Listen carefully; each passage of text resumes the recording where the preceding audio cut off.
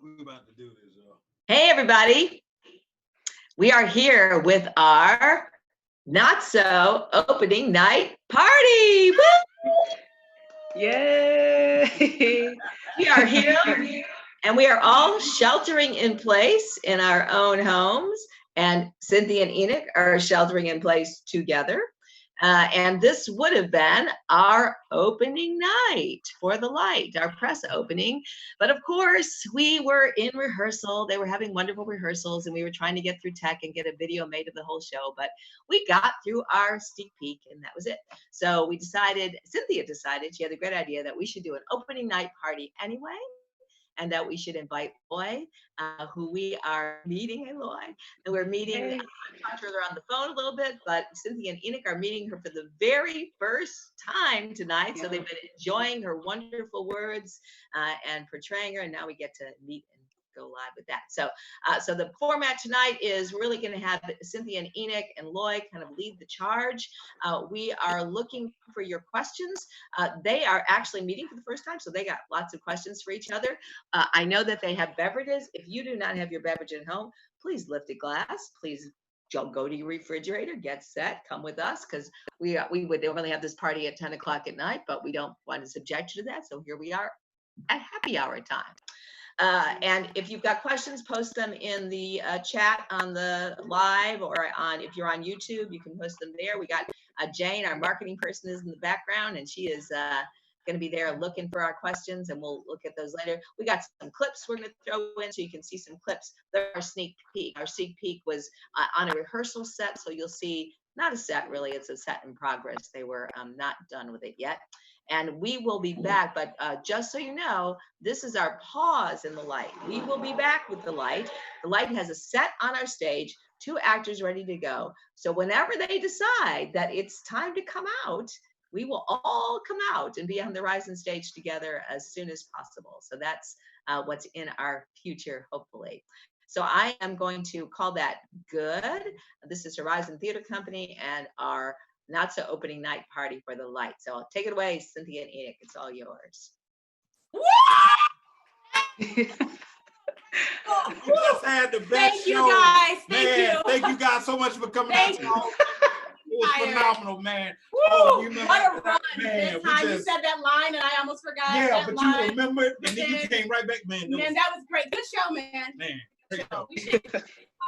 We should get a drink. Let's turn up a shot. A shot. Let's go ahead and get a shot. Happy opening, friends. Salud. Happy Oh. opening. Amen. Amen. Ooh, That was a bad idea. that was my chest. That was a bad idea. I'm hurt It's now. burning. All right. Hey. What's going on, people? How you guys doing? Thank you guys so much for coming out. We are so excited just about having a not so opening night party for the light. This is a show, man, that we both it does. Tell them how it came about. Okay. It's his turn. This is my idea, but this was also his idea too. Okay, so this is what happened. I saw an audition a couple of years ago about the light in Chicago. I saw the premise of it, and I was just so intrigued by it, but I know I couldn't do it. But the show, the idea of this African American couple going through relationship, just relationship things, and I was so intrigued by it. I heard one of my friends, Tiffany Oglesby, wound up doing it, and then from there, I asked her if I could check out a copy of the script, and I checked it out in my mind. I couldn't get it out of my head. I just started throwing it at people. I was like, yo, there's a show called The Light, man. You got to check it out. You got to check it out. The show is amazing. The playwright is phenomenal. And I also read Lloyd's, the premise of how everything came about, and that hit me as well. And so I just kept throwing it out at people. And then finally, he didn't even get the call. I didn't even get a call. I got the call. Horizon. I told Horizon about it. I told Marguerite Hannah about it. And they contacted Cynthia and they said, we want to do the light, but it has to be you and Enoch. And from that, then she called me and let me know. I was like, yes, we're gonna finally get to do the show. It's such a, it's supposed to be. What? Sorry, we're reading comments. Forgive us. Comments. Lisa done said something about something. Okay, great. Hey, sorry, it's okay. Cool. So that's how that came about. It's a dream, though. It's an absolute dream. We've been on stage together before, right? Yeah, how many times? A couple of times. Yeah, a few. But this is our first time going toe to toe, if you will. And we're going to talk more about that, but we want to absolutely go ahead and get ready to jump in and introduce the wonderful playwright who came up with the show, and just get more information about her, how the show came about. Ladies and gentlemen, it is an honor and a privilege to introduce everybody to the one and only Lloyd Webb. Yeah. They are crazy. First of all, I don't drink, but I want y'all to know I got this Tropical Fury fruit twister, and I'm gonna pour this in the glass for y'all. And all the hard work y'all done up to this point. Can we take a sip for y'all? Come on. Pour it on. Yes, Lord. But I just want to say, to bounce off what you guys were saying about how it came about, I actually remember Tiffany, who was my friend who started in the show in Chicago, she sent me a text and she was like, hey, I got this friend, and he said, could I send him the script? And I was like, yeah, I didn't think anything of it, you know? And then I was contacted by Lisa to say that Horizon Theater wanted to do the play. So I just want to thank you both for being, and Marguerite for being advocates for this play, and Lisa for being an advocate for this play. And I cannot wait till we get the opportunity for y'all to shine down there in ATL and bring all the light down there. Absolutely. This show, man, when we read it, I mean, it punches so hard, but there is such a love and camaraderie and a language that I know a lot of Black people going here and they be like, oh man, it's like word. That's yeah. Like, it's us. And you did a fantastic job. You showed it in the notes at the top. It was like the banter that goes, it's not rude. Yeah. You know, I had to write that because I remember I got when I was in the process of developing this early on, a director had misinterpreted as like them being aggressive toward each other. And I'm like, no, this is how we are. It's a fun, you know, like banter. Their banter is like, it's in love, it's in jest. They have fun with each other. So I'm glad that y'all got that and y'all felt like, no, this is like how we love. You know what I mean? Yeah, so that's why it was important for me to like put that. I thought it was important because we know the show gets a little bit, there's a twist to the show, a big twist to the show.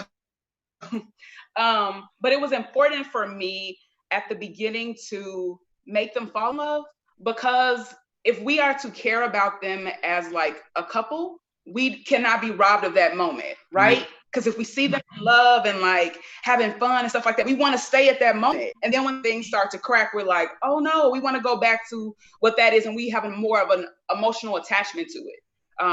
So that's why it was important for that.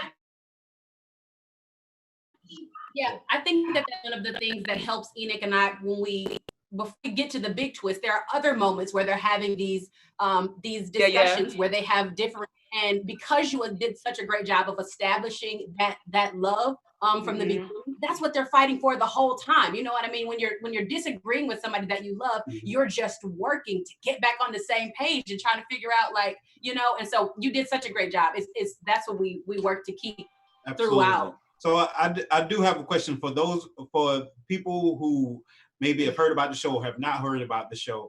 I read about the show, and I also read about how it came about. Can you talk to everybody about how the show came about?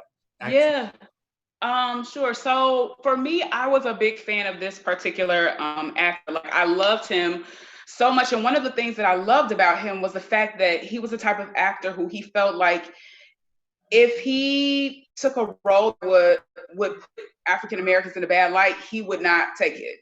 And I thought that was admirable, because I'm like, you don't really find a lot of people like that. A lot of people are like, I'm just trying to do work, and you rather starve than do something that you feel is not upholding your people. And I remember that's what made me like love him so much. And so I remember he was in the process of like directing and like writing his own film, and like I was like rooting for him in that, and it did like well at Sundance, and like I was like, yes, I cannot wait to see this in the theater. And I remember as it got closer to the time where it was being released to the public in the theater, there were all these debates on social media going on about whether or not we should support the film and things like that, because allegations had came out that while he was in college, he had sexually assaulted a young lady. And I remember thinking to myself, I said, he seems like such a man for like the people. Like, I would really love to hear what the young lady has to say, right? I would really love to hear her side of the story to see, you know, what's going on with this, because I'm trying to reconcile that. And I remember the young lady's brother came out, and he said she had taken her life 5 years earlier because she was still dealing with the effects of this particular assault. And I remember trying to see where I stood in this continuum of debate about whether or not to support this film, because I really loved him as an actor, and I was like rooting for him. But I'm thinking about this young lady who did not see a light in her life, that she took her own life because all she saw was darkness. And I was trying to figure out where I stood on that. And I will never forget, I went to the theater to see Southside with You, which is the Barack and Michelle story. Before the movie played, a trailer for that film came on. This young man's film came on. And I remember I sat in the theater and I cried. And I thought about him and my conflicted feelings about wanting to see this film, but thinking about this young lady that took her life. And I said, you know what? I can't see this film, but I have to write about it. And I left out of there, and that was the seed of what birthed this particular play that became The Light. Yeah. I recognize. Sorry, somebody's in. Sorry. I recognize the difficulties. As an artist, number one, there is a challenge within the piece. As a Black man, of course, there is a challenge. I'm at a point in my life where I welcome that, because it is a conversation on both ends that you try to make sure that both sides good on it. Yeah. Phenomenal job about it. I think I had a conversation. I had to message you on Facebook and say, thank you. Also, I knew there would be moments that for people that would be certain triggers and everything, but I didn't recognize where there were also moments for me as a man. There were things during the process that triggered me. I really didn't recognize, and it messed me up so bad I had to like stop and step away from it, because I didn't realize that like some of the conversations that we were having, I remember those conversations. I remember the feeling of helplessness and everything. So I recognize that you wrote from a place of truth and honesty, which is one of the reasons why we fought and we continue to fight to make sure that this show gets seen, because it's very important on that end. Yeah, no, I agree. That's why, I mean, I know and I understand why a lot of theaters are choosing during this time to live stream and pre-record their performances, which I'm all here for. But because of that, I really, really want this to be in front of a live audience. You know, I really to have its life. I have never, and I have done some really amazing work. Not myself, but you know, from other writers. But I don't know that I ever just slipped into something. Your words they just fit right in my mouth, you know. Mm-hmm. That's the very reason why I'm really, really pushing and hoping that we get a chance to put this in a live audience. I hope that you all too, because I just remember, I want to address Enoch's point, but since Cynthia, you were talking about how visceral it is with a live audience. I remember the first preview we had. It was, you know, like 3/4. So it was like people over here, people behind here, and you could see each other, you know, everything like that. And I remember, like, for me, like, people laugh because I'm never watching like the play. Like, I know the actors are killing it and stuff like that. We did the work, but I always like looking in the audience to see what are they responding to, what are their reactions. And I remember the first time in Chicago when we did a preview performance, looking in the audience and to see people like crying, right? It's not just women, it's grown men, right? And I'm like, wait, what is going on that even grown men are like responding to this? What is going on? And even as the play like moved to New York, just every night seeing like all these reactions at the beginning, like when they have the banter, like seeing people like, yes, like we love them, you know what I mean? Like responding to that. And then seeing how like people respond on like both sides of the coin when they're debating, and then seeing how like at the end the responses to the final moment. I just feel like you cannot replace that, you know, being in a room with other people and experiencing the show. And that's why I feel like I really hope that you all get a chance to perform this live. But to Enoch's point about like the male character, I remember a friend of mine who's a playwright, at an early reading of the play, he said, "This is very female heavy. Can you give the man a fair shot?" I said, he was like, "Can you give the man a fair shot?" He said, "This is very female heavy. Can you give the man a fair shot?" Now, this is like one of the earlier drafts that I had. And I was like, you know what? I'm going to give the man every benefit of the doubt. Even though I may not agree with every position that men take on this issue, I'm going to try to listen to men, see where they are coming from, and give the men every benefit of the doubt so that when they are debating, it's not like, you know, like me pushing my agenda, but it's giving every debate a fair and honest shot. And so like, that's why like, he's a single father with a daughter. It's like, what you gonna say about that? He's a single father with a daughter.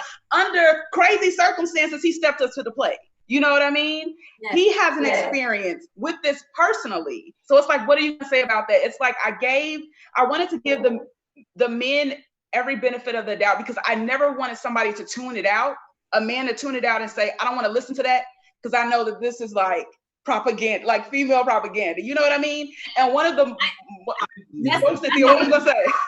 So the draft that we're doing, the French version, I read that in real time at our first table read of rehearsal.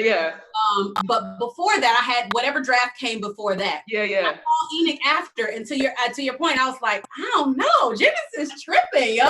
You know, there was some stuff, and when I finished it, I was like, I want him to check her on some stuff. Like, I agree with the points that she made, but I was like, that wouldn't